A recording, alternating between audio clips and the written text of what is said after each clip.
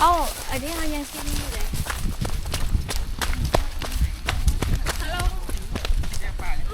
ใจเย็นเงียวใจเย็นเงียว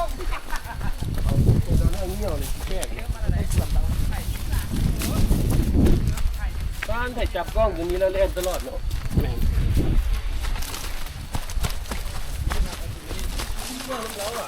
ปึ๊บเลยต้องได้โดดลงได้แบบนี้นะ